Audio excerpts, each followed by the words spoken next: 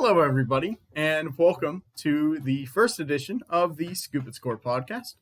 I'm your host for today, Joe, along with Ryan, Luke, Adam, Matt. All right, so today we are doing the ceiling and the floor for every team in the National Football League. So we're going to be starting with the AFC West, with the reigning AFC champions, the Kansas City Chiefs. Matthew, what do you think the ceiling and the floor is for these teams? Starting with the ceiling for the Chiefs, I'm going 13-4. As well as the floor, I'm going 10-7. Okay. Adam? All right.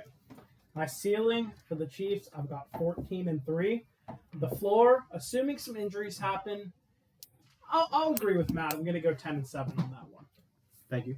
You're welcome. I think that if they play absolutely out of their minds, I see 15-2 as a possibility. And, I mean, you never know. Anything could fall apart in a year, but I don't see them having – there's no way they're any worse than a 10-win team. Mm-hmm. So, I guess I'll put their floor at 10 wins. Mm-hmm. Ryan? I've been looking at Chiefs' schedule a bit. I mean, obviously, they're going to be really angry coming off of a Super Bowl loss. They're going to want to... Where Patrick Mahomes almost died because the O-line disappeared. Right. They're going to want to prove to people that they're still the team to beat in the AFC.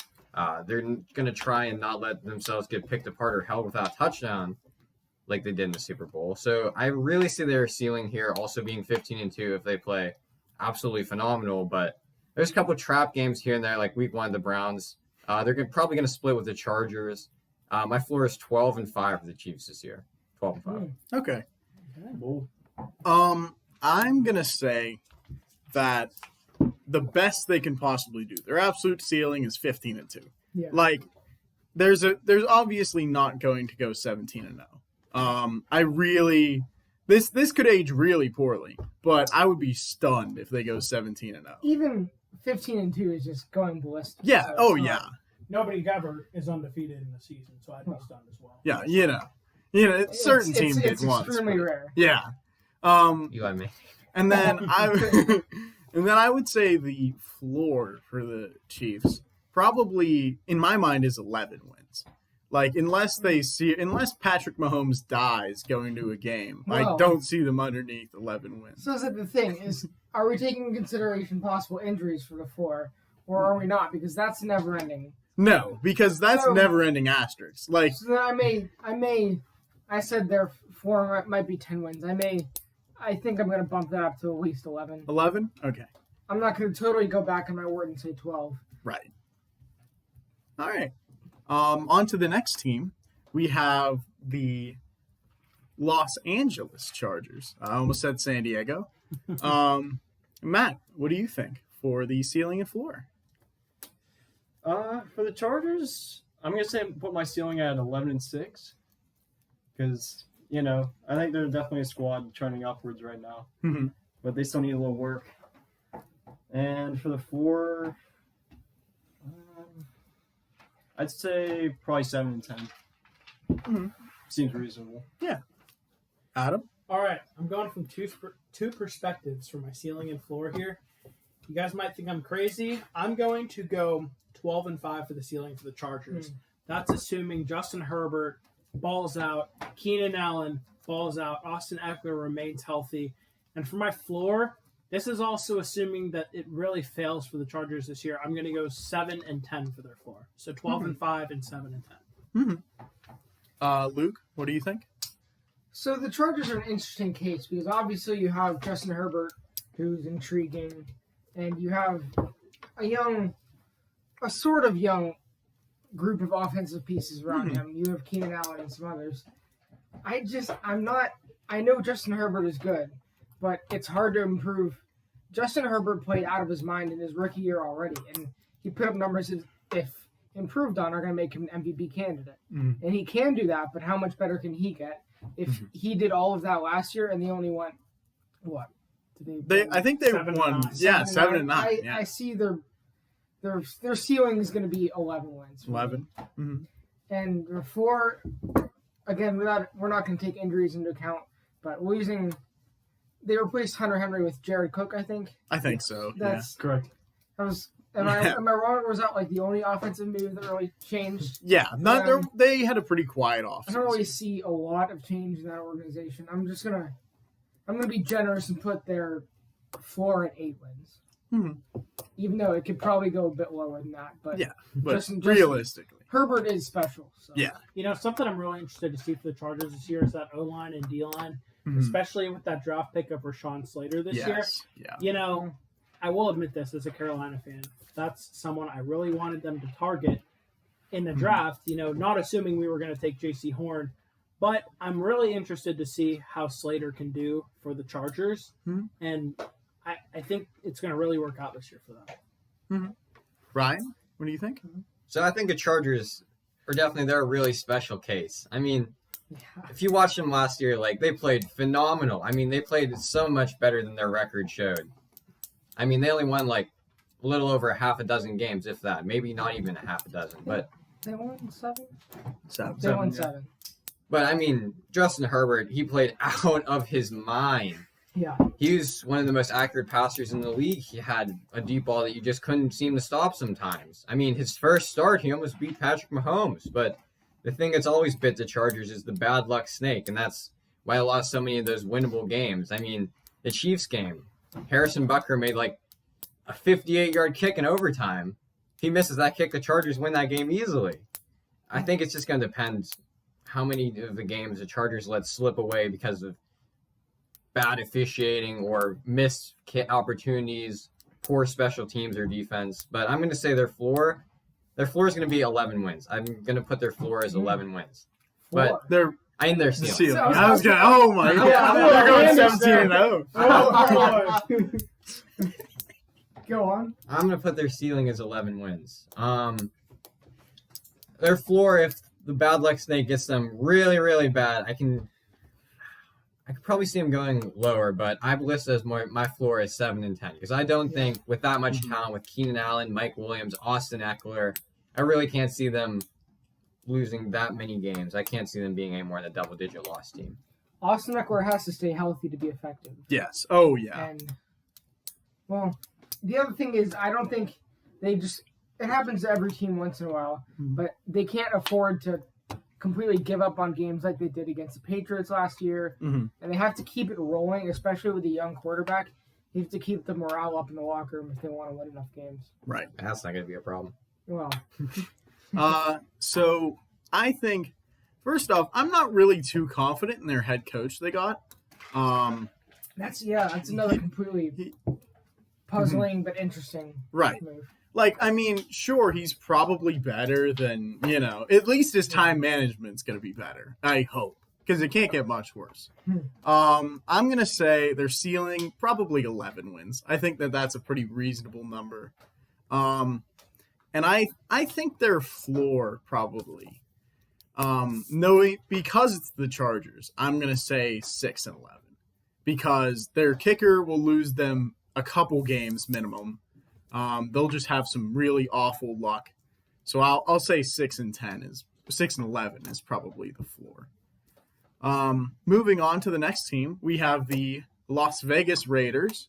All the teams in the AFC West just decided to move now. So the Raiders, interesting case. Ryan, I'll start with you. What do you think the ceiling and the floor for them are? The Raiders, I think the Raiders are an interesting team too because these past 2 seasons, I mean, let's be real, they're just becoming the AFC's Carolina Panthers. They always start off winning. Like last year, they were in playoff contention for like at least decently into the season. I think it was right around that game whenever they blew up against Miami that they fell out of the playoff hunt. I'll take the heat on that one. But these past 2 seasons, it's just been them starting off hot and then dropping their last few games. I don't think it's a problem with the offense. It's a problem with the defense, I would say. Because, I mean, Derek Carr is not fantastic, and they didn't have great receivers last year. Like Nelson Aguilar was one of their primary targets. That's nothing really to brag about as an organization. Josh Jacobs, I think he took a little bit of a step backwards, but, I mean, that's to be expected whenever you're running under Gruden's offense. But It would be tough. I believe it's definitely on their defense this year to step up, and that's going to determine the fate for how many games they win. For their ceiling, I listed them as 10 wins. I can see them as a 10-win team, even though they failed to crack the mark since that one magical year they made the playoffs. But I can also see their floor being 4-13 if they absolutely collapse, because that defense has surely not taken any steps forward since last year. 4-13 is a little rough, but someone's it's going to happen to someone. So Right. personally, I think that we just all got to wait it out until Derek Carr teams up with his best friend Devontae Adams, Yes, sir. which is for some reason a thing. But interesting choice with him. I guess they're college friends or something. But until that happens, I'm just going to put them right around the same ballpark, 10-7. But I'll be a little bit more generous with at least 6 wins. Okay. Adam? So for the Raiders, I have their ceiling at 10-7. I don't think they're going to be that good this year, but I definitely know that they have the potential to. I think it's going to incredibly rely on how Josh Jacobs plays, because I know, in my opinion, he was fairly inconsistent last season, and especially that receiving core. Henry Ruggs is really going to have to step up next season. And, you can rely on Derek Carr to be a good quarterback. He has been in the past. In my opinion, one of the most underrated quarterbacks in the NFL. So I have their ceiling at 10-7, and I have their floor at 7-10. I could see them struggling this season, but I don't think they're going to struggle as bad as 6 wins, 5 wins, 4 wins. So I'll say 7-10 for the floor. Remember, their X factor is Nathan Peterman. If he starts week True 1, that. they're going 17-0 if Peterman for comes sure. in. Easily. Absolutely. Matt, what do you think? Well, I kind of clowned them here, but I put the ceiling as 8-9. Because I don't It's a little know. rough. See It's kind of a boring team. Yeah, They went- it's definitely. They went boring 8-8 team. last year, 7-9 the year before. That's what I was Absolutely. thinking. Oakland thought they were a boring team too. Yeah, well. I guess for the floor, I put 6-11 because I don't think they're going to go below 5 wins. So, Tight window. yeah. Mhm. But Yeah. seems not accurate. I'm gonna say for the Raiders, their ceiling is probably like 9-8 in my mind. Like barely 500, missing the playoffs. That kind of seems like a good place for the Raiders. Probably choking down the stretch. And then I think their floor is probably like 5-12. If that's the case, they just need to fire Gruden. He's already not a good head coach, but that would just solidify it. So on to the next team, the final team in the AFC West, the Denver Broncos, with Drew Lock So we're potentially assuming starting. they're sticking with Drew Lock before doing the Broncos. Oh, This is without we Aaron can Rodgers. switch. We can switch. We can say either like Teddy Bridgewater versus Drew Lock. That's not a huge What I job. mean is, Yeah. we're assuming like they don't do an Aaron Rodgers. No, they- contract. this is- Current Sure, rosters either here. one. That's Yeah. that's a whole nother episode. All right, cool. Yeah. Got it. Ryan, I'll start with you again. What do you think for the Denver Broncos? I know you love Drew Lock. This is a team I really do not like the Broncos. I mean, it could be easy to like the Broncos. I mean, Cortland Sutton, he's a great figure. So is Von Miller. Love Von Miller. But it's more of just like the Denver fan base that gets under my skin. There's so many posts of like record predictions on Instagram, and the Broncos fans in the comments are going like, in a dream world, we're going like 12-5. It's totally possible. We could win the AFC West. It's like, calm down. You have 2 matchups with Patrick Mahomes. That's 2 L's. You got 2 matchups with Justin Herbert. That's 2 L's.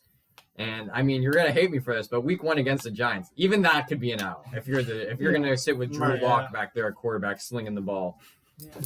I mean, this team has a great defense, and that's what they're going to build on. And they also claim that they have like some really great receivers, which they do. But I mean, you're kind of forgetting that you could have the best receivers in the game, all of them line up for you.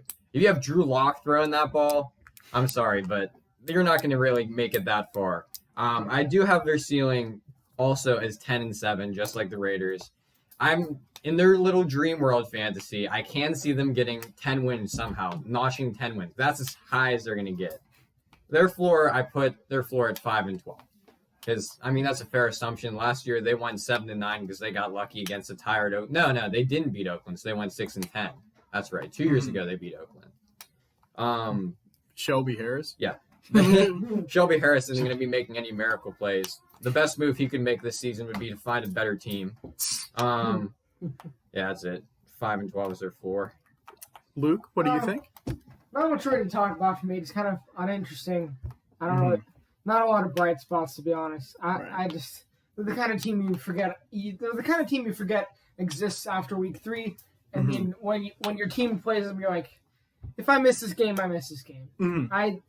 To keep it simple with you, I see their ceiling being 9 wins, their floor being 4 if it falls apart. Right.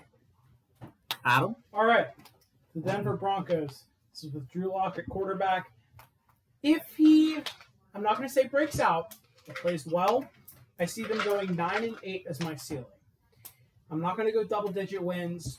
Even though that defense is pretty good and they have an underrated receiving core, I'm still going to go slightly under 10 wins for the ceiling. But for the floor, this is assuming Drew Lock does terrible, as everyone is expecting him to. I have them going 5-12. Okay. Matt, what do you think? Yeah, I also agree with Adam. I have them going 9-8 for my ceiling. Okay. If that QB situation somehow works, I think they'll easily get 9 wins. If it doesn't, I have them as my floor as 5-12. Also, as a Dolphins fan, I'm kind of clowning them because they kind of shot our playoff hopes. So, also another reason, I have an acquaintance, Jacob, who really likes Philip Lindsay and talks about him constantly. It really annoys me. So I figured I'd throw him in the 5-12 hole. Okay. Just for shits and giggles. Just sounds Okay. Yeah. Right. Okay. So, for me, for the Denver Broncos, I think that 8 wins is probably their ceiling. Even if Drew Lock goes absolutely insane, he won't. He at best is an average quarterback, which Subpar. Yeah. I mean, we know what they say about Drew Lock. Below average quarterback, but that guy's a horse cock. That's it's true.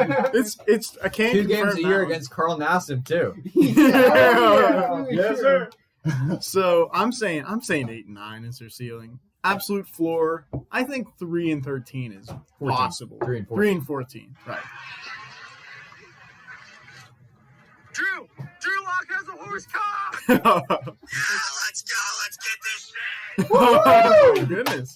That's about the highlight of his career so far. Right. The highlight of his career was whenever he was rapping on the bench that one time. That too. But yeah, I think 3-13, 3-14. Vic Fangio really isn't that good of a head coach. He should probably get fired after this year. Yeah. So we're going to shift gears to the next division, the AFC North. So the AFC North, we're going to start with the Baltimore Ravens. Honestly, I think that the Ravens probably will be fairly similar to how they were last year, but obviously there are some changes. Matt, I'm going to start with you again. What do you think for the Ravens? The Ravens are an interesting one. I'm going to say for ceiling probably 12-5 at the absolute highest. Okay. I guess for floor, I'd probably put them around 9-8. Okay. Adam? Matt, you are a copycat. That is my Oh, for the Baltimore Ravens. But hey, that's okay. I mean, they could get more than 12 wins potentially, depending on how Lamar does. But I'm extremely doubtful of that receiving core. Plus, you're never really going to get to see a lot out of J.K. Dobbins because Lamar loves to run the football. Mm-hmm. But, like Matt, I've got 12-5 and 9-8 for their ceiling and floor. Luke, what are your thoughts? I'm not going to jump ahead like Colin Cowherd last year and say 16 or, in this case, 17-0. But I think they're an interesting case because Lamar, I think this will be the year where we're going to really start to be able to tell what kind of quarterback he's going to be for the next multiple years. Either he's going to get someone who got not a huge improvement, obviously, but Sammy Watkins and multiple draft wide receivers. Mm-hmm. It's an improvement, even if it's no big names. Sammy Watkins is good for 1 or 2 good Yeah, week 1, Sammy Watkins Week 1, is a Sammy killer. Watkins is the best player in the NFL. Yes. But he can at least use this to get the weight off his shoulder a little bit. I think we may see that he doesn't really turn to it as much, and he just keeps on running. In which case, we might not see much development over him for the next couple years. I don't want him to get hurt because why would you want anybody to get hurt? But if he keeps running the way he is, 1,000-yard rushing yards, 1,000-yard rushing seasons constantly, it's going to catch up to him. Right. So it all depends on Lamar. The defense will be good. Mm-hmm. The receiving core, again, will improve a little bit. J.K. Dobbins is intriguing, but it's all going to depend on Lamar. He's the cornerstone of the franchise. And best case scenario, I'll give them 13 wins. This is in a division that will be one of the best divisions in the NFL. Right. But the competition may also cause them to step up and become one of the best teams in the NFL. Right. So that could happen. Or if the Browns go ballistic, the Steelers exceed expectations, the Bengals improve, they could fall down to a 9 or 10 win team. That's about it. Yeah, and I saw a stat, like before last year, Lamar had exactly 2 slides in his NFL career. So that's really just probably not a recipe for success. He's definitely skating on thin ice. Yeah. Rye, what do you think? Yeah, Baltimore is definitely going to be an interesting team this year. Last year, obviously, Lamar got the monkey off his back. He finally found himself a way to get a playoff win, but that's about all you can say about their postseason. He traded one average quarterback performance, and after that, he cashed in what could be seen as one of the worst performances in playoff history in Buffalo. Although Justin Tucker sold the game harder than Jackson. I think it's definitely going to depend a lot on his play, too, because that Baltimore Ravens defense is always good.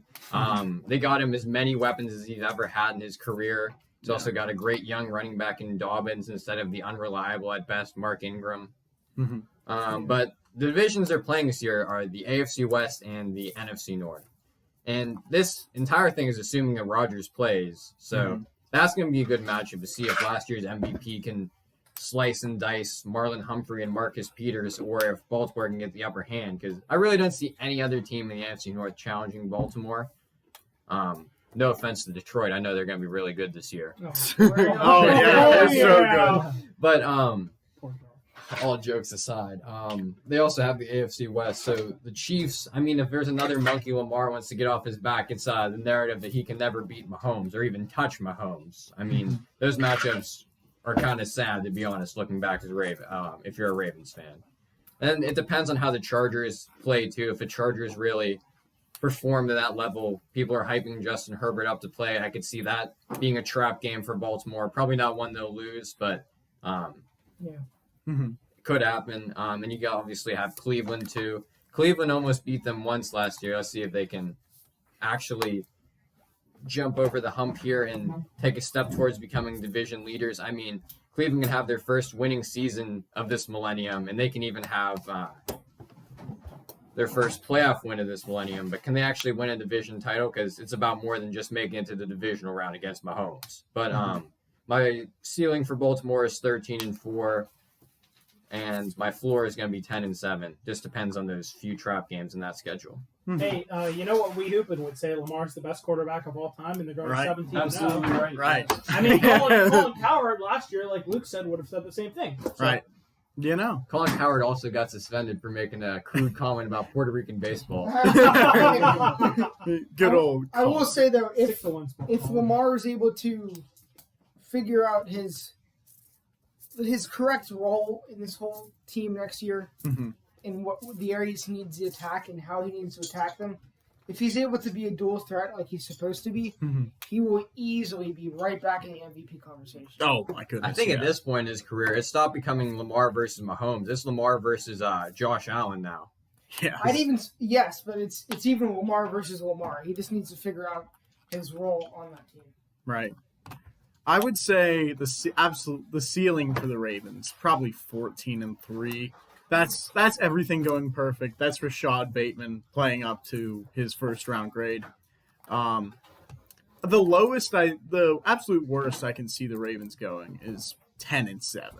Like I really think that the Ravens are once again going to be a good team. John Harbaugh is one of the most underrated head coaches in the league. You can give him basically anything for his defense, and he will still find a way to make it work. So we will move on next in the AFC North to the Cleveland Browns, who we can't just say are going like 2-15 this year because they're actually good It again. used to be so easy. I know, right? So, starting with you, Matt, what do you think the Cleveland Browns record will be this year? Ceiling and floor. I probably for my Browns ceiling, I probably had them at like 10-7. Ceiling. Yes. Ooh. That's a hot take. I mean, like they. Not gonna lie, they're pretty good offense whenever they find their groove. Like, you got some really nice running backs back there, nice good receiving core. Like, if all that clicks, I mean, I still think they're gonna have some bumps in the road. Honestly, Mhm. Tough division too. Right. Yeah, right. I don't know about that tough. Divisional round hangover? Yeah, week Maybe. 1, they're having a rematch against Kansas City. Yeah. If they get Yeah. beat up and Just drop a scoreline for that game. What do you think that game's going to be? Ooh, I don't know. somewhere in the 30-10 range. Yeah. Probably. That week 1 Mahomes is the week. Well, if Mahomes. Chad Henne plays. Anything is possible. Yes. I guess for floor, probably not too far off that. I'd probably say like 8-9. Another tight window. Oh my God. You're giving them 2 games of wiggle room? Yeah. They're either going to be 10-7 or 9-8. 10-7 or 10-6-1. There's no in between. Oh my goodness. All right, Adam. You know, Joe, I find it crazy that you started with the Ravens because the Browns are actually the team I have winning this division this year. Just a hot take. I have their ceiling at 13-4 next season.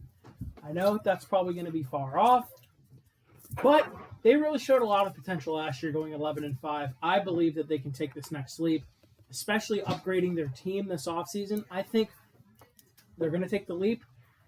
My official record prediction, of course, being 12-5, but I think 13-4 could be the ceiling for this team. I think they can get one extra win possibly. For their floor, I have 9-8. You know, that's the possibility that they're still good, but they go under double-digit wins. But nonetheless, 13-4 and 9-8 is my predictions for the Cleveland Browns. Luke? Cleveland's another interesting case. I really am not going to overreact. Some people say, oh, they can win 14 games. They're so good on paper. But that's how the Browns always are. They're always the NFL's team who will make an attempt at the Johnny Manziels and RG3s of the league. And sometimes it works out 99% of the time. It doesn't. They have such a good team on paper. But I don't think they're going to improve too much. It's going to be interesting to see how Odell Beckham Jr. will rework his way into that rotation, but into the target shares. Receiving core, yeah. Because they played so well most of the year without him. I would definitely not reach and say he hurts them, but Well, there is a stat line that backs it up. but he goes down and they win. So for that, I'm going to put their ceiling at 12 games. I think Nick Chubb can not solidify himself as a top 5 running back, but he can definitely have a top 5 running back season.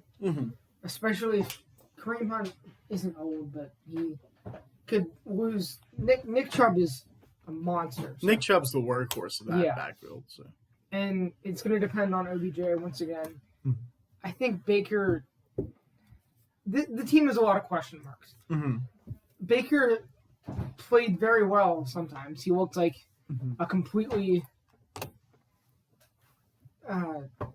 monster. You look like a completely different player. Play action versus anything some, else is a huge And I think their coaching hire, the past off season was perfect. I think they've done a lot of things to get themselves in moving in the right motion. But I think they're going to lose some games. They're the Browns. I know we can't say that anymore, but I just have to say it. They're the Browns. So I think if all goes wrong, they could. There's like a 5% chance they could see themselves under 10 wins. There's a 5% chance they get 9. More than likely, 4 is their 10. Okay. Ryan? Let me just start off by saying this schedule is the closest to the Cleveland Browns 0-16 season. 4 years apart, replaying the NFC North. I know the Browns are a different and much better team, but you just got put out there, first of all, that they have played against a schedule that was fairly similar to this, although they're playing AFC South instead of the AFC West. But we just thought we'd take some humor in the fact that this is like a chance to reinvent their 0-16 season. Now, are they going to go 17-0? 17-0. No, they are not going to go undefeated, obviously. I personally don't have them winning the division either. That's a reasonable take, but I think it's a little bit too hot right now. Like I said, with Baltimore, NFC North, AFC West this year, I don't see them performing spectacularly against the AFC West. They're going to want blood in that week 1 game against the Chiefs, but nobody beats the Chiefs in week 1, Will really. they get it? No. No, they're not going to do that. Chargers, I'm not really impressed by the Cleveland Browns defense. I mean, they got Jadeveon Clowney, but that's his 5th team in 5 years. Like, come on now. Jadeveon Clowney is not going to magically make that D-line spectacular. I can see Justin Herbert and the Chargers beating them. They're going to struggle against the Broncos, but they'll win that one. I really think that they can split with Baltimore this year at their very best. They have their ceiling being 12-5, second in the division. But, I mean, if the Browns are the Browns, and they really, really drop some games that they should be winning, like if a magical Justin Fields appearance beats them, or if A-Rod torches them for 300 yards, or Kirk Cousins pulls some out of his hat to win the game, I can really see them finishing out at 8-9 as their floor. 8-9 is the worst I could ever see them. Okay. Not 0-17. No, they're not 17. losing every game this year. We don't think. No, yeah, you know. I would say for the Browns, I really like their draft. Like JOK in the second round, Exactly. Biggest steal of the draft. unbelievable. Like I was waiting for him all night on the first night to get picked. He never got picked. I'm like, somebody's gonna get a steal from this guy. Record prediction, ceiling. I'm saying they have a tough schedule, so if they really play up to their potential and Beckham really has kind of a resurgence here, I'm saying 13-4. And I think the worst that I can really see them doing is probably 9-8. I think they have a pretty hard schedule, so I could see them going 9-8 potentially. That's my exact ceiling and floor, so it's safe to say that Joe agrees with me. A quick thing before we move on. What stat line does OBJ have to produce to avoid the risk of being cut? Can you see him being cut if he really underperforms? No. He has to have less than 500 yards to get cut. I've seen a lot of hot takes because there is that stat line. There is, if you really want to think about it a certain way, the Browns, they lost, how many games did they lose last year? 5 or 6 before the playoffs started. I think it was 5. 5. They were 11-5. Okay, look at it this way. It may have been early in the season, but they lost to both Baltimore and Pittsburgh by scores of 30s to less than 10. That was with OBJ. They got rid of OBJ, but they got a new philosophy change. I'm just saying, there's been plenty of stats to prove that Baker Mayfield throws a lot more interceptions, a lot less yards, and a lot less touchdowns when OBJ is on that field in the Cleveland uniform. It's definitely just interesting.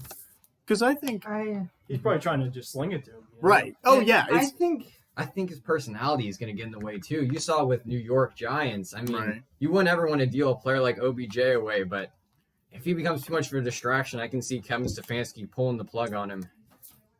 It would be a rare thing, but I would argue he's below 500 yards and below 8 games this year to even. Mm-hmm. And I don't think there's any way he gets cut. Someone will trade him. oh yeah, someone will I get. mean, unless you were even just. Cardinals. Yeah. It's a big Cardinals move. Here's a 5th and 6th round pick. Yeah, right. Yeah.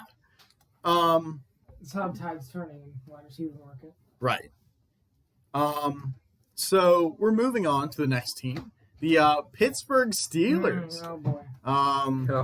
Corvette. So much fun. The exciting Devin Bush saga, Cool. really highlighting their offseason.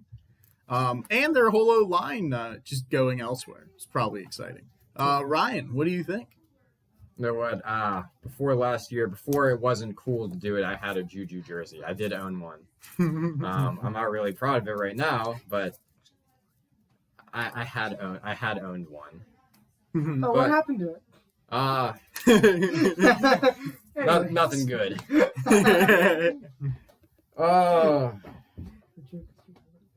Anyways. Love this team. Also don't love this team. They have a top 5 defense year in, year out, especially these past few. Losing Dupree is definitely going to hurt Watt whenever he gets more double teams. And, of course, there's been that ever-declining play of the cornerbacks, especially Steven Nelson, and that's made Minka regress in year 2. The offense is going to be a struggle. I did like getting rid of Fiechner. I want to see them run a lot more downfield routes if they're going to try and perform this year, but, of course, that on O-line, you're going to have to get that ball out quick, which hasn't necessarily been a problem for the entirety of Roethlisberger's career, but it's not his biggest strength either. Quick question. What are your thoughts on Artie Burns? Artie burnt toast. His last name said the entirety of his NFL career. But I have their ceiling being 10-7 because, I mean, not going to beat Green Bay. They're not going to beat the Chiefs or the Chargers. They're going to drop the game to the Broncos. They're going to drop the game to Chicago. And they're going to lose. The best I can see them is losing 2 division games. They have week 1 at Buffalo, too. They're going to really have to squeak out a couple wins to hit that 10-7. But I'm only predicting that because Tomlin has never had a losing season as their coach. But for their floor, 6-11. I wouldn't be surprised at all if they crash, burn, finish under 500. They wouldn't fire Tomlin over that, but that would be Ben's last year if they performed under 500. I don't think they'd fire Tomlin under anything. No, they would never fire Tomlin. They have to lose every game to fire Tomlin. But they'd get rid of Ben. Ben would retire out of respect if they finished under 500. Yeah. Luke, thoughts? Oh boy. They were supposed to be this lovable team, and they just turned into this overly annoying team that we were all supposed to like. And it's just, I don't want to do it to them. I really don't.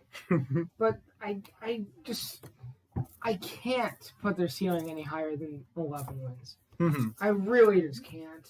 Yeah. Yes, they were good. They got hot. But they were figuring out Claypool. And the league was figuring out Claypool. Mm-hmm. He's going to be a little bit more figured out. Juju is far and away figured out by now. Yeah. Nobody else really impresses me. Ebron is nothing to write home about at all. Oh, yeah. Bud Dupree is going to be a big enough loss. I just can't give them more than 11, and I don't even see them getting 11. But as a ceiling, sure. And a part of me wants to tell you that it could all fall apart horribly, and they could win 5 games. Mm-hmm. But I mean, it's also Brent Roethlisberger. He's a winner. Like you said, Mike Tomlin has never gone under 500. The team will squeak out a few wins, and maybe they don't even deserve. So I'll give them at least 7 wins. 7? Okay. Adam, thoughts? All right, I figured I'd put Oh, music in the background. All right, While I so do I my can get prediction. copywritten? We're definitely going to get Yeah, copyrighted.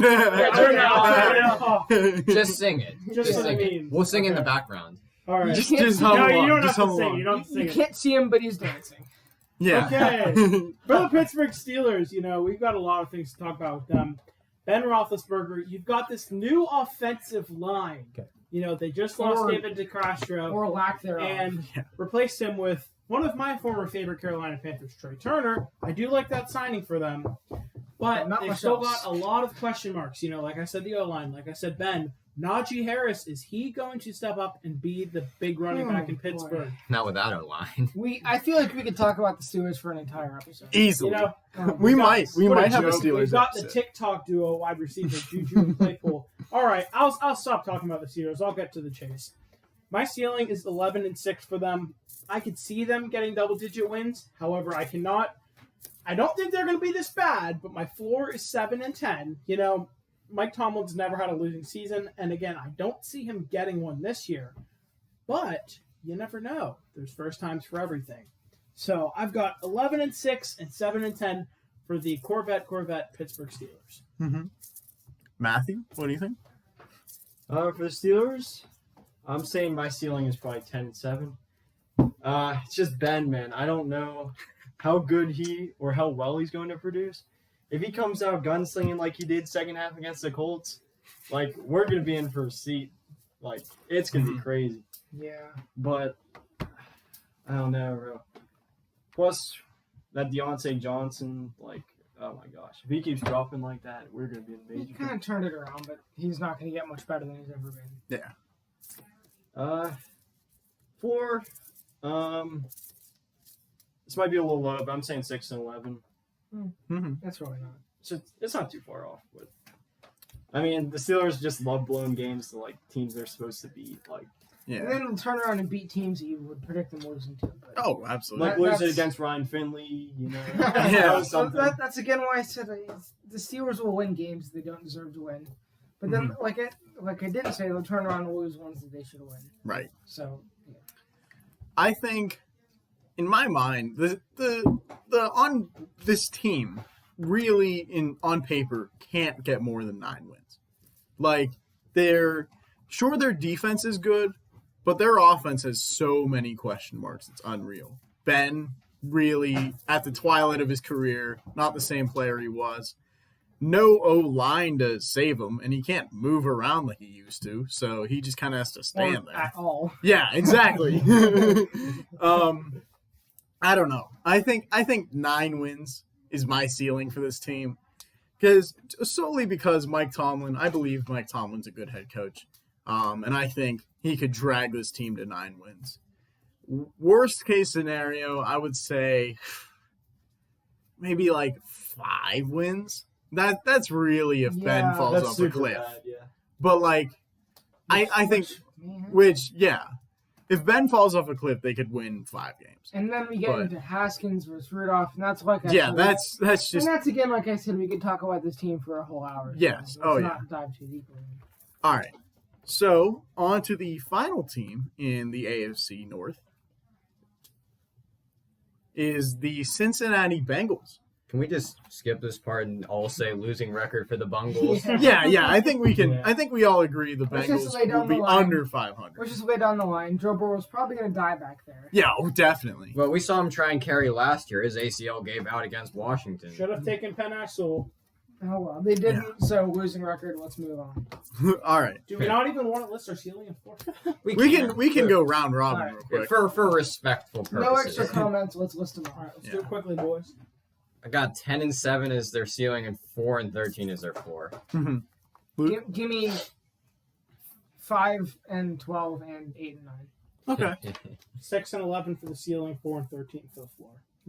Oh whoa, 6 win ceilings. Oh, okay. I said 8 and 9 for the ceiling and 13 and 14 for the floor. 3 and 3 and 14. 3 and 14. 13 and 14 is Matt's not too good with math. Yeah. No. I'll say 8 wins max, and then like 4 minimum. They've improved, but All right, I'll change it up a little bit. Instead of 6 and 11, I'll say 7 and 10 for the ceiling. That would be the best. All right. So now we're going to move on to the next division, the AFC East. A lot of teams This in used the to be a AFC lock, East. too. Yeah, it used to be a lot easier to pick which. Well, I'd say it's still pretty easy to pick the division winner, Buffalo. but yeah. Let's start with the Bills. Matt, we'll start with you. What is your ceiling and the floor for the Bills? Bill's ceiling, I'd probably say 15 wins. That's very generous. That's That's like extremely everything needs to go according to plan. Right. Everything. Yeah. Floor, I'll probably say like 10 and 7. Yeah, they are playing the NFC least this year, so I mean, Yeah, that'll help them out. They're gonna have a lot of help for sure. Adam, thoughts?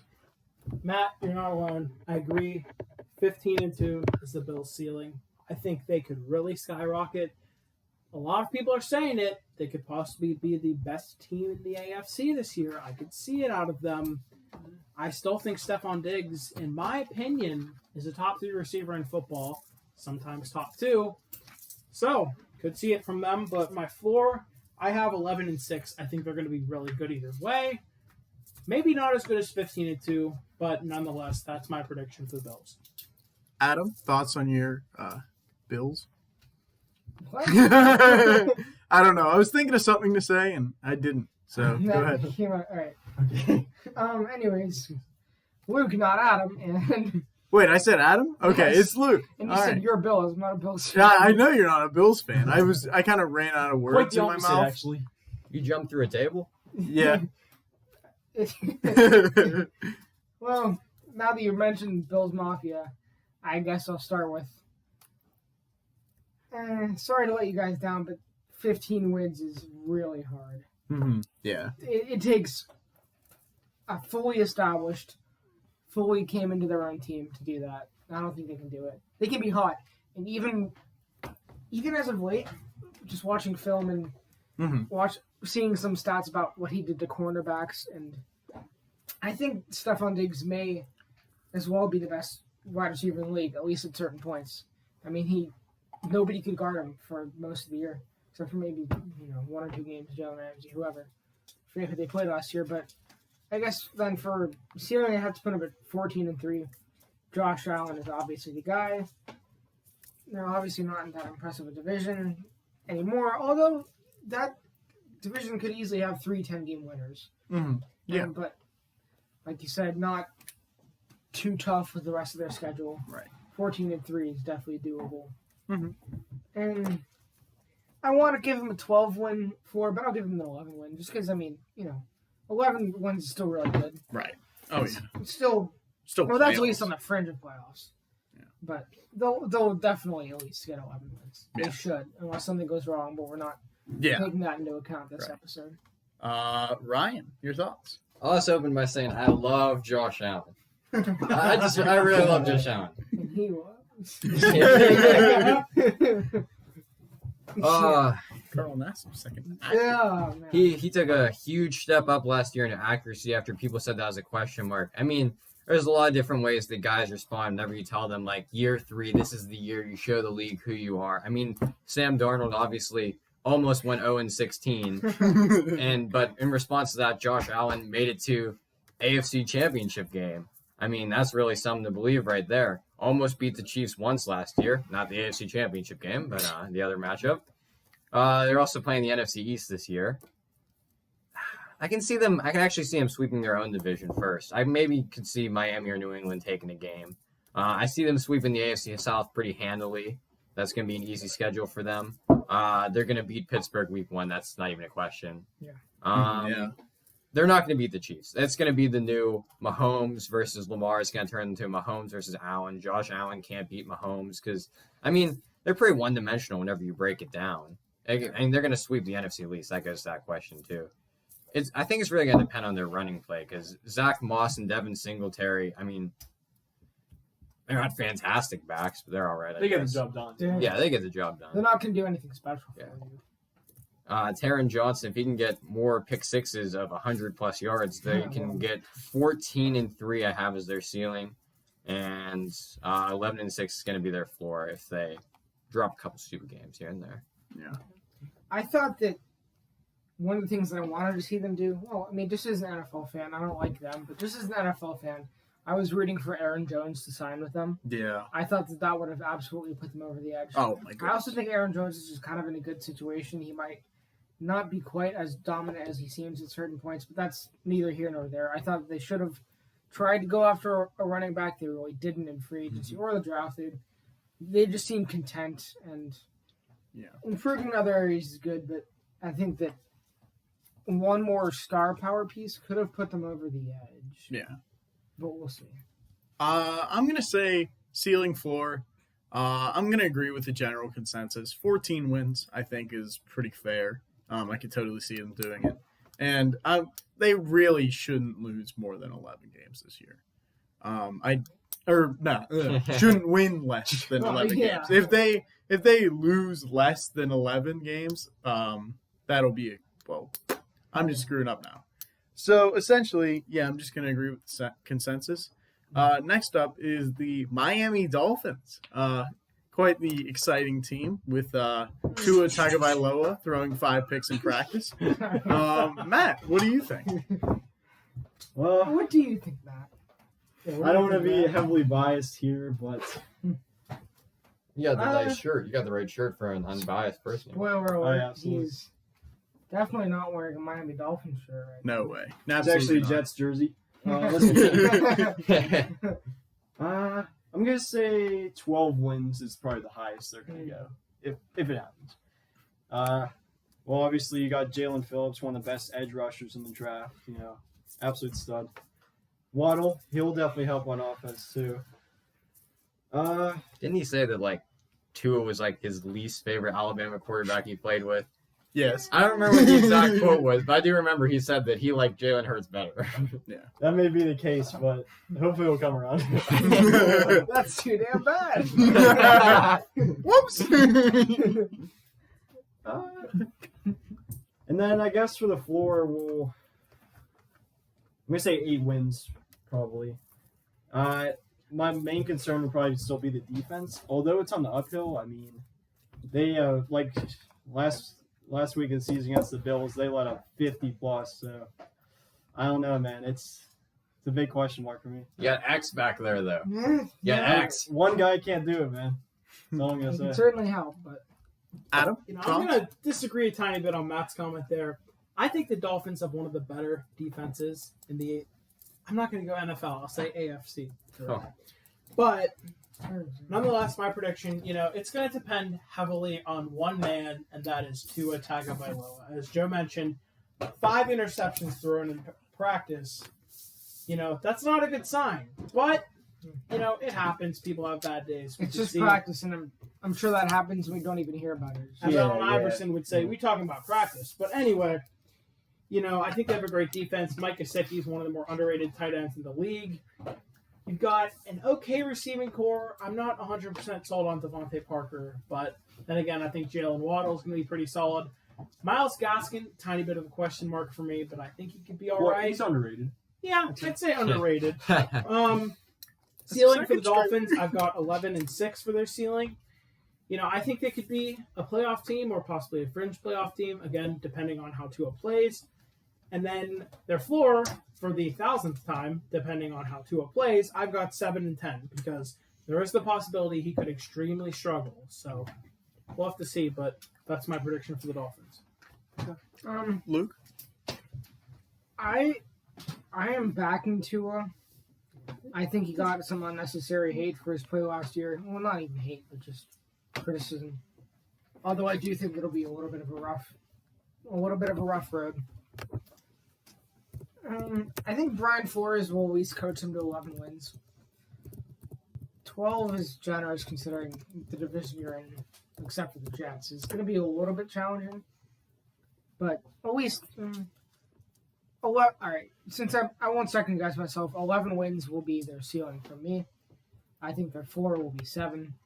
I think I'm cheering for him. I think everyone is, but I mean, there's always a chance Tua just stinks it up.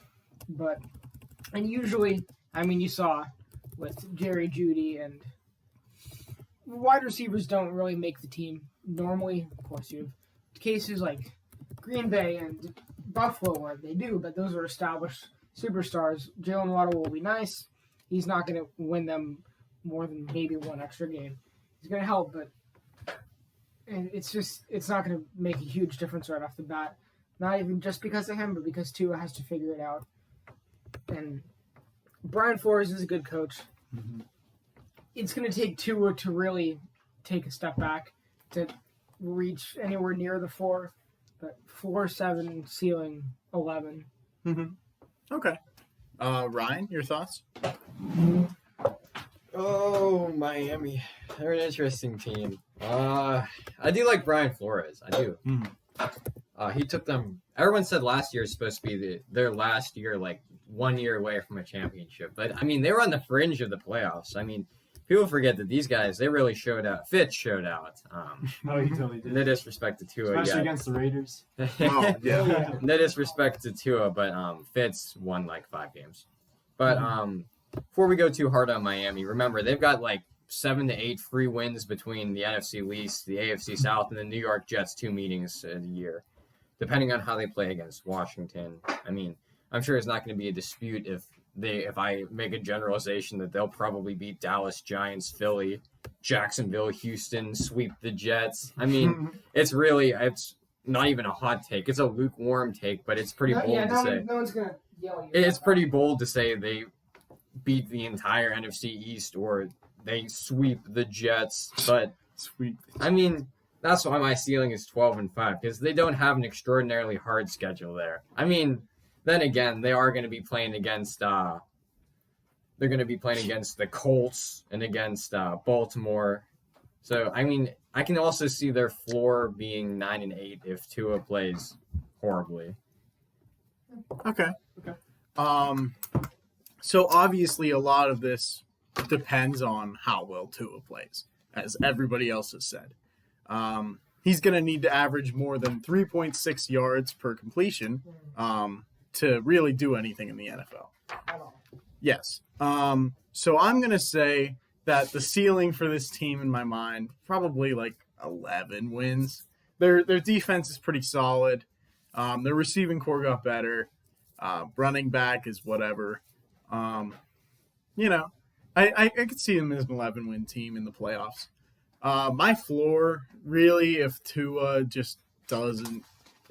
plays like he did and doesn't have Fitz there to bail him out, I could see them winning 7 games.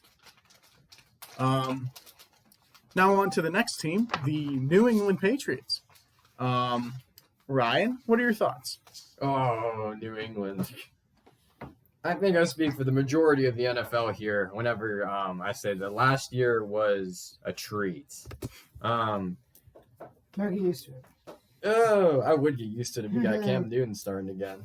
Nothing against them. Obviously, they got a lot of weapons. They still have Gilmore aging, but I think J.C. Jackson might outplay Gilmore this year, to be honest. We think we stole Gilmore. Yeah. We'll see. I mean, that defense is going to be pretty solid. They signed a couple weapons. I mean, Nelson Aguilar in his JPP hands. That could help. I mean, it's certainly better than N'Keal Harry. That's honestly a fair trade right there. You signed Aguilar and you got rid of Harry. You also picked up Mac Jones. That's a fine take, I guess. Damian Harris is a pretty solid running back one, if I'm going to be honest. I do like, and the tight end duo of Jonnu Smith, Hunter Henry. I mean, they really snagged 2. I mean, I'm going to go ahead and say top 15 tight ends right there in both of them. They're both pretty solid. I mean, definitely better than whoever they had last year. Yeah, Devin Aussie. And Ryan Izzo. Yeah. But really depends on how Newton plays. What's the point of getting all those weapons if you can't throw the ball? I think their ceiling is 11-6 because Bill can coach any team to above 10 wins. I mean, I can see him bouncing back. Obviously, Robert Kraft was not happy with last year's performance, and he instantly want a better season. I think they can put an above 10-win output. We also see their floor being 7-10. I mean, obviously the NFC East is a treat, but could get stumped by Washington just like every team in the division. AFC South isn't the friendliest for them. I do like their odds against Houston a lot more than I like their odds against Cleveland, but we'll see. I like anybody's odds against Houston. Especially this year. Okay. I just forgot if I said their floor was 7-10. You did. Well, I'm actually going to Luke? completely disagree with that. Bill coached them to 7-9 with a pretty subpar roster last year. Improvements, maybe smaller than other teams' improvements, but improvements. It's definitely Gilmore was hurt. Mm-hmm. With Gilmore back, we can absolutely. I'm going to give our floor, I guess, 8 wins. That's kind of rough, but ceiling 12. I think they're not the hardest, not the toughest schedule in the league. Definitely not. Patriots have never really shied down from running a double tight end set. You know, Bill loved it with Aaron Hernandez and Gronk. And honestly, Rest in peace. he loved it. Didn't end up loving it with Aaron Hernandez. Yeah. But the Patriots wide receiver issue was an issue. Did it get solved? Not necessarily. Did it get help? Yes. Nelson Aguilar as wide receiver 1 isn't a pretty sight, but you got some young talent there. Not N'Keal Harry, thank the Lord. Yeah. But Kendrick Kobe. Bourne, Julian Edelman's was on his last leg. He's gone, which is fine. And the Patriots wide receiver room has never been exceptional. You had Randy Moss, Wes Welker, Julian Edelman, and the list doesn't go much farther than that. And having Tom Brady is definitely helped. I would say that would help. They've never, at least we can say that Bill Belichick has never absolutely needed a star wide receiver. Right. And I think Cam Newton he's absolutely not going to finish the year as a quarterback. It's really hard to say how far he's going to go. I would say at least 8 or 9 starts, at least 10 or 12 appearances. But 7, did I say 7 or 8 wins? I think you said 8 was the 4. Yeah. I'm going to go with 8, definitely because we already got 7 as last year. I'm going to definitely go with 8, and we can also go with 12. Okay. Adam, your thoughts? For the Patriots, okay, the team with my favorite player in the entire NFL, Mr. Cam Newton. And as a Cam Newton fan, I'm kind of expecting this year to be the year that he loses his starting job. And, it's really going to suck, truthfully, as a Cam Newton fan, but at the same time, I'm expecting it. For my ceiling for the Patriots, I'm going to go with 10-7. I think they can get double-digit wins for sure, especially with Bill Belichick as that head coach and with the additions they made this offseason. My floor is going to be 6-11, that assuming they kind of keep Cam in a little too long and it doesn't really work there, or the Mac Jones experiment does not work out as well.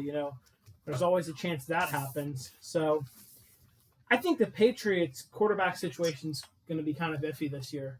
Like I said, depending on how Cam Newton plays, and then once Mac Jones finally gets his chance, depending on how he plays as well. So that's my prediction for the Patriots. I think it's going to be a really interesting year for them down in New England. Matt, your thoughts? For my ceiling for New England, I'm going to put them at 11-7. 11-6. I'm really struggling with the numbers. Yeah, I'm losing to the bye week. Yeah. I mean, that's always a no. Obviously, you got Bill Belichick, really good coach. Definitely one of the greatest ever, that's for sure. You got some nice secondary there, and Gilmore, maybe. Well, I mean, Jackson, with Gilmore coming back. So the thing about J.C. Jackson is he, as good as he was, and he was good, he struggled when having to guard the number 1 receiver on any given team. He really did get exposed a couple times when you had like Stephon Diggs. Obviously, they're the superstars of the league, but depending on what Stephon Gilmore does will really depend on how far this defense goes. They definitely had some help in the offseason. But J.C. Jackson, despite people just looking at last year's stats, I don't think is quite ready to be the number 1 corner on. Yeah. No repeats of the Denver game. Yeah, essentially. Yeah. I'm gonna agree. Oh, did Matt even put my floor? Oh, you didn't? You didn't? All right. I'm sorry, Floor is lava. man. Doubtful. 4, I got him at 7-10. Nothing insane. So. I really think they're good for at least Pound it. We got the same. I really think they're good for at least 8 after going 7-9 last year. They very, very subpar Just that QB situation. roster and Yeah. COVID Sure, cam. yeah. COVID cam last year. Remember, they were 6-9 before week 17. I mean, that's kind of nice. Also, you guys but, got to worry about Devon Goodchaw back there. So. I'm gonna say 12 wins is really our ceiling. Can't really see any better than that. And I would say probably I'd say 8 wins is a pretty solid floor there. If something really goes bad, 7 I could see, but I really see 8. Last in the division, we're not going to spend a ton of time on this. They need a year or more. Is the New York Jets. What's our high ceiling for the Jets here? My ceiling is 6-11. 5. Mine's 7. Okay. Mine's 6. I have 5 for the Jets for the ceiling. I'll go My floor is 3-14. I'm interested to see how Zach Wilson plays, though. Yeah. I do want to see how Zach Wilson pans out. Except whenever you kind of leave him to die, he's not going to do I was well. gonna go. Okay.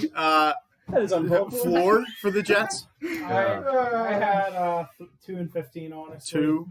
I'll say 3. Yeah, I have 3, too. For me, it'll just be self-franchise. that would be the high Um, point of the Jets, probably. 4. No. I'll say 2. And now on to the final division we'll be covering this episode, the AFC South. And this is without Deshaun Watson. Tyrod Taylor. His legal thing is pending. Who's their backup again? This thing. It's Tyrod and then Isn't it AJ McCarron? Davis Mills. Davis Mills. You know Tyrod's talent for bringing out star rookie quarterbacks. Right. That's right. Mayfield, Justin Herbert, Oh man. Davis Mills is going to be a top 5 quarterback in 3 years now. I don't know if his lungs can take that much more. Yeah. Okay, so That was an inside job. That was an inside job by the Chargers doctor. we will start with the Indianapolis Colts. Matt, what is your prediction? Good old Colts, huh? For the shoe. Let's see. I'm gonna put those boys at probably 12-5 as the ceiling. It really depends on Wentz's productivity. Like if that guy shows up and plays garbage, they're obviously gonna be in deep doo-doo. However, their defense is really good, and I think is gonna frustrate a lot of teams. For the floor, I'd honestly say probably 9 wins.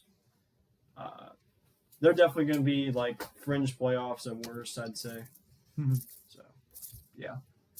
Adam, thoughts on the Colts? Okay, I'll say it once. I might say it again, but this is all going to depend on one man, and that's Carson Wentz. Yeah. You know, Obviously. extremely poor season last year in Philadelphia.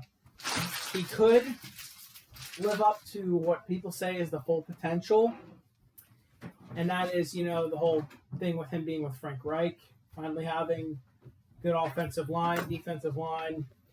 You know, my ceiling for the Colts is actually 12-5. I think they could do that well, but then again, depending on how Carson Wentz does. My floor for them, and this is the bad side of Wentz, is going to be 8-9. I don't think they'll go under 500, but you know, with Carson Wentz, you really never know. You're saying it's So, possible. It's possible, but I extremely doubt it. Unlikely. Luke? I'm gonna keep it simple. We all know it's Carson Wentz or no Carson Wentz, or if he performs, doesn't. Right. It's pretty obvious. Ceiling 12-5. I don't see him being much better than Philip Rivers was last year if he performs at all.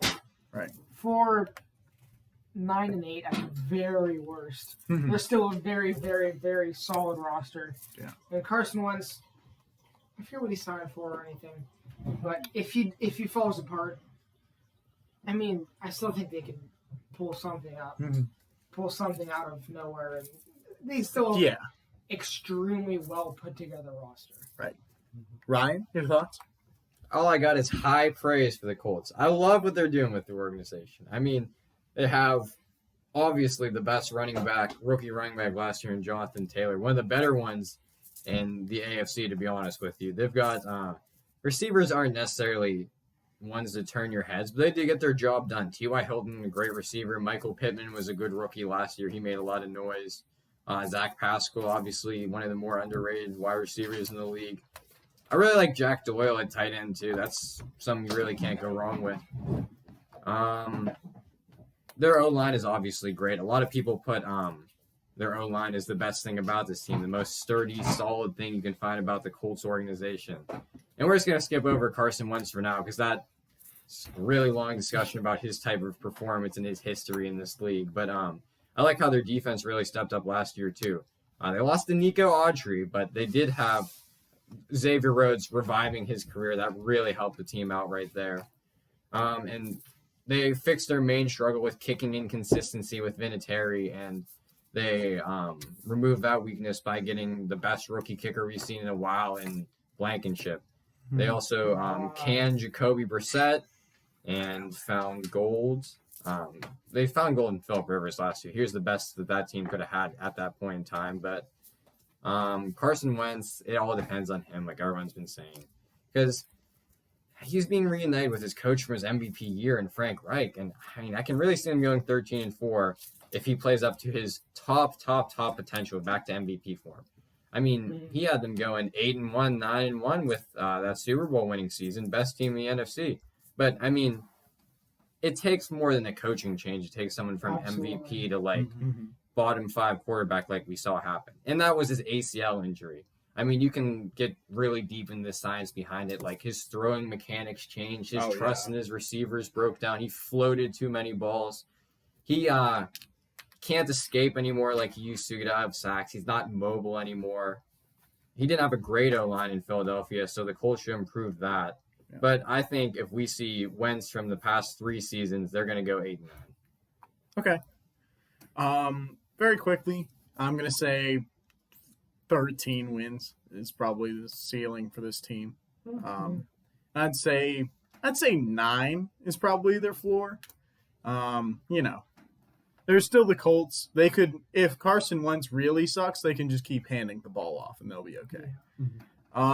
Moving on, we have the Tennessee Titans. Julio Jones, recent acquisition, good player. See if he can live back up to his hype. Ryan, what do you think? This team is one of the more frustrating ones you could find in the league, to be quite frank with you. I mean, everyone's talking about that great signing in Julio Jones, a steal for a second-round pick. I mean, we all knew Atlanta was going to blow that trade deal one way or another, and they blew a pretty hefty lead whenever you can be offering the best receiver of the 2010s decades, and you only get a second-round pick for him.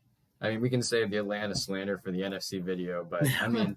It'll come. I mean, even though that trade was an enormous win, you'd like to see a team like this spend some money on their defense. You don't just lose Malcolm Butler and Jadeveon Clowney, even though he didn't do anything. You can't just lose those pieces and then think the draft capital is going to make up for it. I mean, they improved their line with getting Danico Autry from the Colts, but again, he just played for the Colts, so he's not going to get a statistical advantage in division games because everybody already knows who he is. They drafted Brokeback Mountain Caleb Farley in the draft. That's supposed to be their big steal at cornerback to replace Malcolm Butler. I just want to say one thing real quick. I still feel bad for Caleb Farley that night of the draft because he had COVID-19 and he got drafted all by himself in that one room. And I remember watching and seeing him sit alone. I feel so bad for Caleb Farley. Yeah. Anyway, go on. Sorry. And they also lost Desmond King. That's not a huge loss, but I mean, he replaced Jonathan Joseph. I mean, last year, the only thing holding his team back was their defense. Malcolm Butler was the only piece there. You can talk about the offense all day. I mean, they have a decently armed Tannehill. They put up all those big numbers in the touchdowns. And you got Derrick Henry, 2,000-yard rusher, offensive line without a starter last year, and he still put up 2,000. You can't really talk about the offense because there's nothing to talk about with the offense because there's not really a flaw in there. The defense is going to be the problem for this team. They're either going to go 12-5 and surprise people, or they can fall as low as 9-8. Okay, Luke, your thoughts? I feel like this is also a team we could spend forever talking about. It would have been cool if we had this going when that trade went through. There's a lot to talk about. Worst case scenario: what if all hell breaks loose and Julio Jones shows that he's getting older? AJ Brown doesn't really improve. Derrick Henry snaps his leg in half. That would really be. None of that's going to happen. But this team, as good as they should be, you look at Derrick Henry, AJ Brown, and Julio Jones, and your jaw drops to the floor. And you try to look past that, and it's kind of just a little bit of a blank page. So they may not be phenomenal. Mm-hmm. Their offense is going to be, but. We had years when the Texans' offense was phenomenal, and they were skidding into the playoffs or missing it. Mm-hmm. It's just going to be one of those case scenarios where they have to show that they can be a complete team. They could be an elite playoff team, but Super Bowl may be a little bit far out of the question right now. Nobody really knows, but everyone would have said that last year with the Bucs. But teams need to come together in all strengths, and the Titans are obviously just slap you in the face offensive power. We'll see how far that will take them. I think if they didn't get Julio Jones obviously makes their offseason look like a huge W, but outside of him, Bud Dupree was good, but they lost Corey Davis, they lost Janu Smith, and I think the floor will probably be like 9 or 10. Mm-hmm. Depends on injuries, but leaving that aside, ceiling, I'm only going to give them 12. Mm-hmm. Although I could, all right, ceiling I'll give them 13 because I was about to say I could see them going a little higher. So it's just supposed to be a ceiling, so we'll give them 13. I still want to, well, you play the Colts. I wouldn't say decent division considering the other two teams. Yeah. But there's no certainties in that team other than their straight up in your face offensive power. Right. Adam, your thoughts? This is for the Titans, right? Yes. Okay. Tennessee Titans. I'm just going to state it out there. My ceiling is 12-5. I think they're going to be pretty good. I think they're going to win this division. I think Ryan Tannehill is going to do amazing, as he always does. Derrick Henry, top 2 running back in football. A.J. Brown, maybe the most underrated receiver. Julio Jones. Forget what else they have. You got, the defense is going to be somewhat of a question mark, but I think they're going to do fine. My floor for them is 9-8, and that's also considering the defense, I wouldn't say fails, but underperforms. But I seriously think the Titans are going to be a good team. Consider this. They're going to be running Derrick Henry against the likes of J.J. Watt, Nick Bosa, Yep. Aaron Donald, Bobby Wagner, T.J. Watt, and they're going to be going against corners like Jalen Ramsey. Pat Pete is going to be on the Cardinals, and they're also going to have Malcolm Butler in the revenge game. They got Stephon Gilmore. They got Xavier Howard. They're going to be their defense is going to be DK. They're going to be going against DK Metcalf and Stephon Diggs, DeAndre Hopkins. And it's a really hard schedule to bust out that many games in. Right. I'm going to make a hot take. I don't think A.J. Brown isn't overrated because there's nothing wrong about him. He's done nothing wrong. He's only shown that he's getting better and better. But there's a lot of people saying, he's going to be top 5 next year, without a doubt. He's the future of the league, and he may be. But top 5 is really stretching it in a league with Stephon Diggs, Tyreek Hill, Devontae Adams, DeAndre Hopkins, and with Julio Jones on his team. Target shares and play shares with Derrick freaking Henry. Yeah. I'm not too confident that A.J. Brown will increase his stock much next year. But, again, I'm not calling him overrated. He's been doing just fine. He will do just fine. Yeah. But I don't think that he's going to... Like Adam said, did you say he was not overrated? Or how do you... I said one of the most underrated receivers. Underrated? I wouldn't say underrated. I'd say properly rated, but let's not get too crazy about it. Right. I mean, I see people not giving him enough credit for how good he is. Truly. Better than DK. Oh, for sure. Yeah, I Hands think down. so. I can agree with that, but I think we can all agree with top 5. Yeah, that's a little Not yet. tough. He's on his way, though. He could be. Well yeah, on the way. obviously. Well on the way. Well on the way, but not for another year or two. I mean, this team could give you 2018 Chiefs vibes with the way that they really have no defense out there. I mean, My one hot take that I told my one friend about is that A.J. Brown was going to be a top 5 receiver next year. And I think that could still happen. I'm going to leave that hot take out there. No one. Sorry.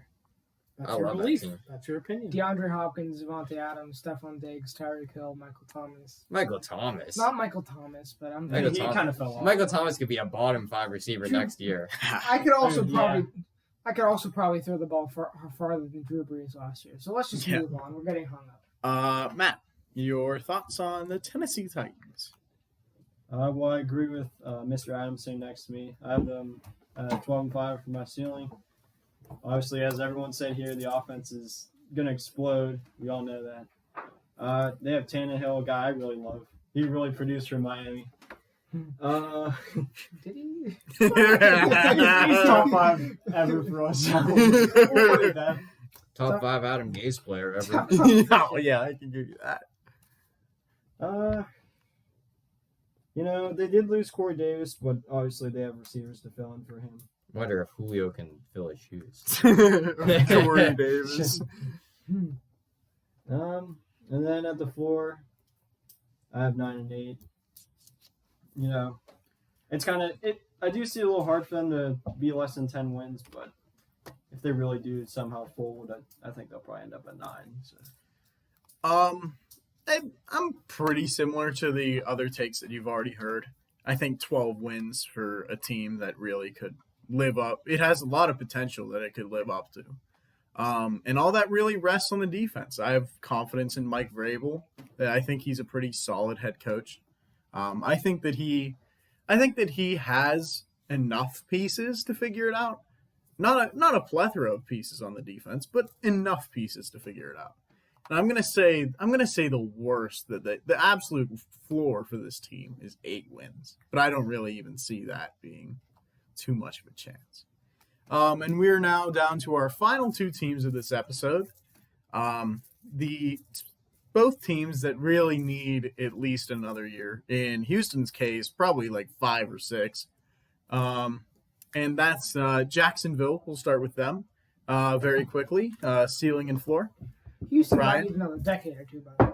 Yeah, it's possible. If not just a new location, team name, color scheme, roster. Yeah. I'm really interested to see what Trevor Lawrence does, because a lot of people are saying he's going to be the future of the NFL, a better arm than we've seen from any draft prospect in 20 years. Like, sure. I mean, they wasted a pick on ETN. That's not going to help them. No. They could have taken a fantastic wide receiver, but they choose to take a running back. Which he may as well be by the end of the year. Yeah. I mean, and they signed Tim Tebow, too, so got to add 3 games. Oh, boy. We got to add 3 Oh, games boy. to their ceiling just for that. Yeah. No, this team... They've defined intervention now. Keep it on the team. Right. Yeah. They can do whatever they want. They're going to be 6-11 at their best and 3-14 at their worst. Okay. Luke, your thoughts? I'll give them one more game for their ceiling, but I really not much to say. Yeah. Trevor Lawrence, no doubter, so that's not really even a conversation. I think we're all in consensus. ETN was a bad pick. It's not really a conversation. Decent offseason, but still a young team. Right. Nobody expects him to be good. No. So it's fine. Right. But 6. No, 6. Not 7. 6 is their ceiling, and I'll give him 4. Okay. Tight window, but I think that it'll be Yeah. pretty easily somewhere around 4 to 6. Adam? I'm going to do slightly different from Luke. I believe it might have been the same as RK, but I could be wrong. I've got 6-11 for the ceiling and 3-14 for the floor. I'm just going to save time and just limit it to that. I don't think there's much for me to really say about the Jaguars other than I hope Trevor does well in his rookie year. And I'm still questioning the Travis Etienne pick, but that's really about it for the Jags. Matt, your thoughts? Yeah, I'm putting them at 7-10 for the ceiling. If they can somehow get a use out of ETN, that'd be great. Like, they split carries with him and Robinson, like Hunt and Chubb, like maybe. But I don't know. I really don't like all the T-Law hype, just like Ryan said over there. It's very frustrating. It's just pretty easy to put hype on it, and it gets tiring. Well, how many times have we heard that stupid thing about the generational arm? Everyone's going to hype up the number 1 pick. That's Yeah. what always happens. But Joe Burrow. You know? T-Law is just going to be Joe Burrow part 2. He'll win like Yeah. 4 games, and he'll get a horrific injury because Jacksonville has that horrendous O-line. It almost makes him overrated because not by people like us, but by people like that who say he's a chosen one there. He's going to turn that franchise around. Yeah. I don't see He's him. going to put Duval on the map, and it's going to be smooth Yeah. sailing from there. Unless he fills in for defensive reps, I can't see that. No, it's not. He may have long, cute hair. But that's about the only. and a cute wife. What's longer, his hair or their odds to win more than 5 games this year? Oh, absolutely the hair. Yeah. Yeah, What's more attractive, his wife or their future? There's his wife. 100%. yeah, for the floor, I have them at 3-14. Mhm. You know, Yeah. Pretty easy. it goes without saying. I'm going to agree with Matt. 7 is their maximum. 3, I would think, is their minimum. Not too much to say. And finally, I will also add that Trevor Lawrence could turn it around for the London Jaguars in a couple of years. And finally, we have the Houston Texans, who will not win the Super Bowl this year. And this is Are you without sure? Watson. I'm confident. they This will is not. This without. is Watson. This is without Deshaun Watson, This is without Deshaun Watson. which you know. I mean, he'll go to prison and then he'll be like Bill Cosby, get right out. you're right. Yeah. All right, Ryan, what are your thoughts? Speaking of Bill Cosby, he must have visited this organization because they've been asleep for quite a I mean, they just let D-Hop walk away last year. They lost Will Fuller this year. They lost J.J. Watt. I mean, obviously, Deshaun Watson ruined his life, his own life. I mean, we think. we think. He'll be okay. Who knows? Who knows? I mean, Who really cares everybody anymore? knows the classic he said, she said, but whenever there's 20 she's compared to one he, it's a little bit harder to defend. Right. But I mean, assuming this is the ceiling here, this is the best they could get. If Tyrod Taylor kills himself and David, or if someone punctures his lungs again. and Yeah. Davis Mills comes out as a new superstar like Justin Herbert last year, they'll go 5-12. But if Tyrod Taylor plays the whole year, they'll go 3-14. And before you attack me with the hate, like, well, Tyrod Taylor has the Super Bowl ring because he was the backup for Baltimore. Tyrod Taylor took the Bills to the playoff. Yeah, he doesn't have like a top 10 defense with him this time. He has the Houston Texans. Luke, your thoughts? I'd say, I don't know, they have a kind of tough schedule. They might get beat by like Notre Dame and Clemson. Yeah.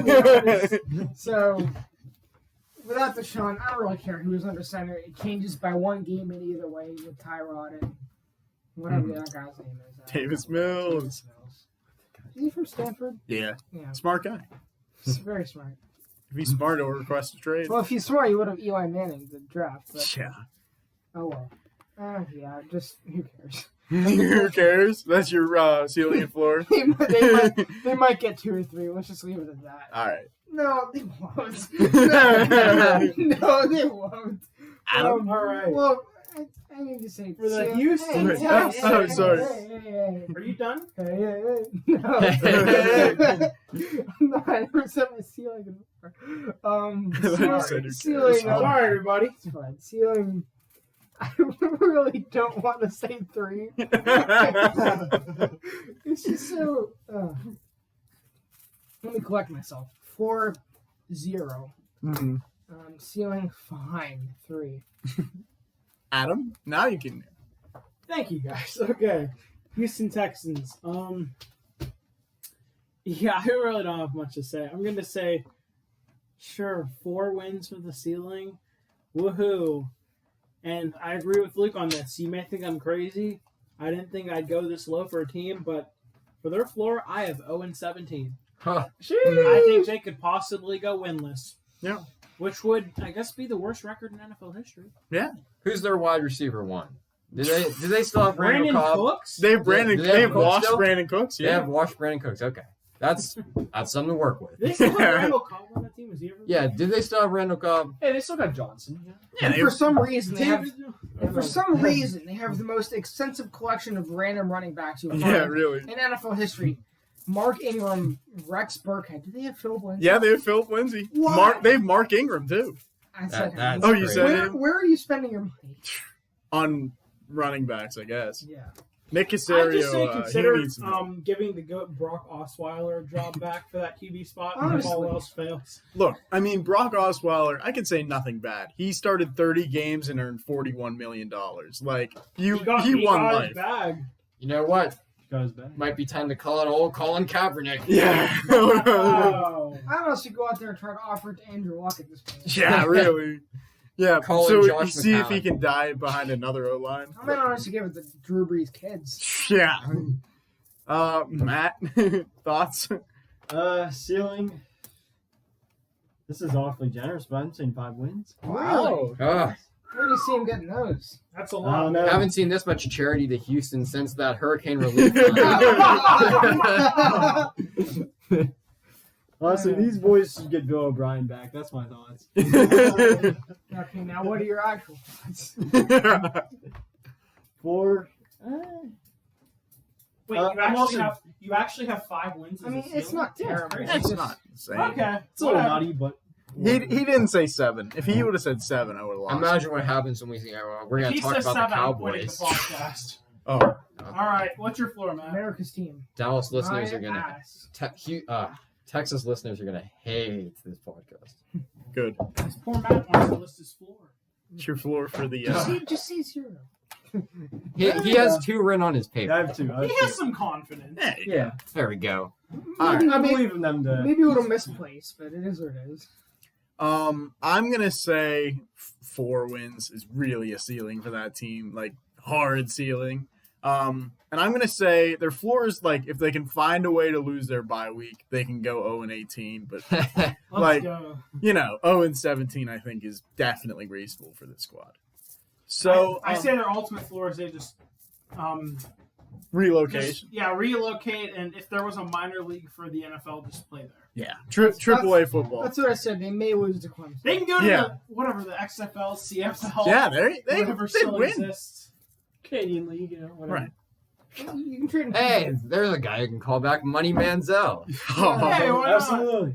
And I think he's doing a podcast now. I don't know. probably. I don't know. We'll get him on one I've time. seen some clips. I don't know if they still have AJ McCarron on their roster, but I mean, let's be real here. He was close to getting a playoff win than the Texans were with Watson at any point. Yeah. I mean, ever since 24-0 against the Chiefs, that franchise has gotten 4 wins? Probably. That sounds about right.